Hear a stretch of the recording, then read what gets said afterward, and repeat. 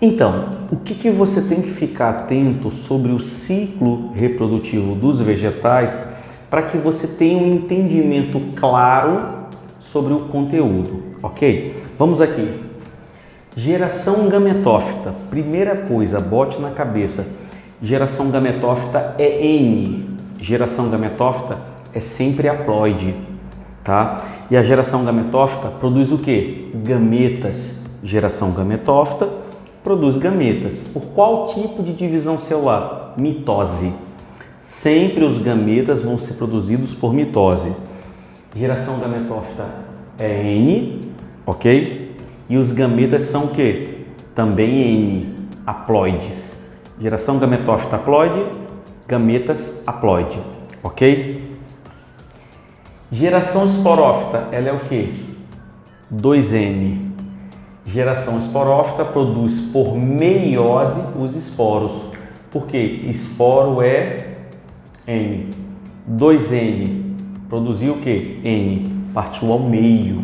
Meiose. Então lembre, a meiose produz esporos no ciclo dos vegetais, ok? O que vocês têm que saber? Que a geração gametófita produz gametas. A geração esporófita produz esporos. Mas vamos falar um pouquinho dos gametas. Preste atenção aqui comigo. Anote aí o que é importante. Existem dois tipos de gametas, o masculino e o feminino. O gameta feminino, ele vai sempre se chamar oosfera. Ele é sempre N, sempre haploide, ok? O gameta masculino, ele tem duas denominações. Pode ser anterozoide ou núcleo espermático. Nos dois casos, anterozoide e núcleo espermático, nos dois casos, eles são N, haploide. Qual a diferença? Anotem.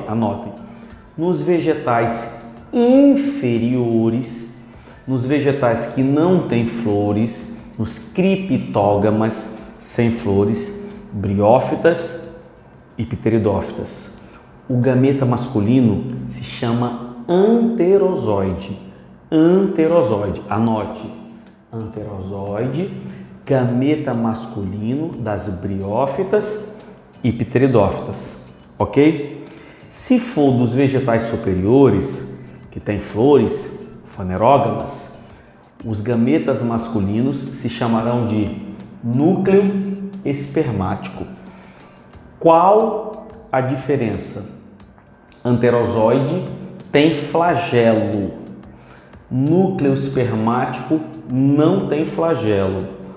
Por que o anterozoide tem flagelo?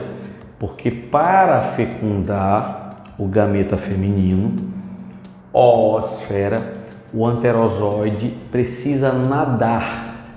Ele se desloca em meio aquoso, em meio que tem água. O núcleo espermático não precisa da água. As plantas que produzem o gameta chamado de núcleo espermático, que são os vegetais superiores, gimnosperma e angiosperma, não dependem da água para a reprodução. Vocês vão ver, esses vegetais produzem tubo polínico, o que torna eles independente da água. Eles não precisam da água para o gameta masculino fecundar o feminino. Essa água vem na forma de chuva. Os vegetais que produzem anterozoide, que são os inferiores, eles dependem da água para a reprodução. Briófitas e pteridófitas dependem da água. A água vem através de chuva, água da chuva. Eles dependem da água para a reprodução. Ok? Tá claro? Beleza? Então, gametas masculinos, núcleo espermático ou oosfera. Núcleo espermático, vegetais superiores, gimino e anjo. Não precisa da água. Vegetais inferiores, briófitas e pteridófitas. Esses precisam da água para a reprodução. Portanto, produzem anterozoide, gameta flagelado, ok? Vamos falar agora das briófitas. Vamos entrar agora em vegetais, um por um, no caso briófitas. Novidades? Nenhuma. Briófita avascular, não tem vasos condutores, por isso o pequeno porte, ok? Briófitas são criptógamas, são vegetais sem flores, tá? A geração mais desenvolvida da briófita é a geração gametófita. Todos os vegetais têm duas gerações, certo? Gametófita e esporófita. Uma dessas duas tem que prevalecer. No caso das briófitas, a geração duradoura, a que prevalece, é a gametófita. Anote, briófitas, geração duradoura, gametófita, ok? Gametófita. Depende da água para reprodução. Lembra que eu falei? Briófita depende da chuva, água em forma de chuva, só reproduz se tiver chuva. Porque o gameta masculino se desloca até o feminino em meio aquoso, ele tem flagelo. Por isso que eu botei, ó, o gameta masculino, anterozoide, ele é flagelado, ele tem flagelo, ele precisa nadar, tá? São representados por dois grupos, musgos, que a gente vai ver já já, e as hepáticas, musgos e hepáticas, ok? Então, os dois representantes das briófitas seriam musgos e hepáticas. Vamos ver eles aqui agora. Então, pessoal, agora vocês estão vendo um representante das briófitas. Não é o mais famoso, não é o mais conhecido, mas é uma hepática. Vocês observam na imagem que essa hepática, ela tem um corpo em forma de talo, daí o nome talófita. Também vocês estão vendo que a hepática reproduz por propágulos. E o que é isso? Os propágulos é uma forma de reprodução assexuada, tá? Que são minúsculos brotos que se destacam do gametófito, que é a geração mais desenvolvida, e tem a capacidade de gerar novas hepáticas, ok? Então, com relação às hepáticas, nós não temos muito o que falar. Vamos ver agora o exemplo mais famoso e o mais conhecido, que é o musgo comum. No musgo comum, você identifica claramente aí duas gerações. Consegue observar? A de baixo, que é a geração gametófita. Por que geração gametófita? Porque ela produz gametas. E mais acima, nessa hastezinha aí, com a estrutura na ponta, é a geração esporófita. Então essa hastezinha é a geração esporófita. O que a geração gametófita produz? Gametas masculinos, anterozoides ou femininos, oosfera, tá?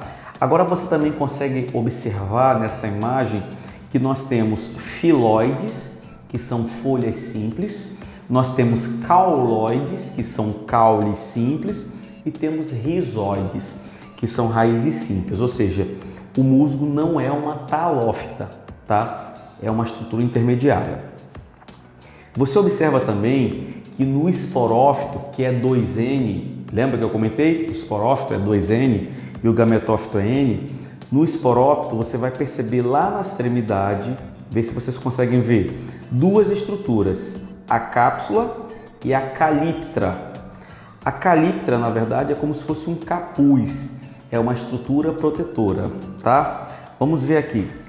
A cápsula é o local onde são produzidos por meiose os esporos. Todos os esporos são produzidos na cápsula. Quando essa cápsula está madura, a calíptra se rompe e os esporos são lançados no ar. Quem faz o transporte dos esporos, que são o haploide, é o vento. Um esporo cai no chão, ele germina, tá? Formando uma nova plantinha. Então, para entender isso, agora nós vamos passar para a imagem do ciclo reprodutivo. Vocês estão vendo o ciclo reprodutivo aí? Vamos começar do ciclo reprodutivo na parte que tem o anterozoide. Veja aí, o anterozoide ele precisa fecundar a oosfera, tá? Essa fecundação do anterozoide, gameta masculino, até a oosfera, o gameta feminino, ocorre por meio de chuva. Então bote na cabecinha, o gameta masculino só fecunda o feminino se tiver chuva, porque o pingo d'água, arremessa o gameta masculino até o feminino. Essas plantas ficam uma ao lado da outra, tá? Para facilitar esse encontro dos gametas.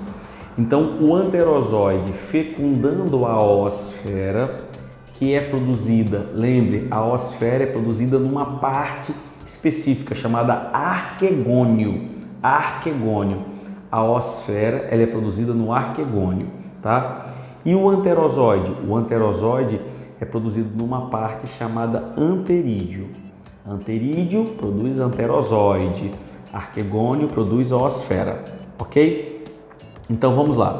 Após o gameta ser fecundado, vai formar essa estrutura aí chamada de geração esporófita, que é o cabinho, né? Esse cabinho cresceu aí, ó, com um chapéuzinho, que é a calíptra, é o fruto da fecundação, do encontro do gameta masculino com o feminino, tá? Quando essa geração esporófita está madura, ela libera os esporos. Esses esporos são lançados no ar, eles voam. Quando eles encontram um substrato, um local, uma terra fértil, eles fecundam e formam o protonema. Protonema, olha os nomezinhos, anotem. Protonema. Esse protonema vai se desenvolver, é uma estrutura que vai crescer e vai gerar a geração mais desenvolvida, a geração mais duradoura, que é a geração gametófita. O que a geração gametófita faz? Produz gametas. Nós voltamos para o início do ciclo, que é onde o gameta masculino, o anterozoide, quando estiver maduro, vai ser arremessado até o feminino para fecundar e formar com isso a geração esporófita.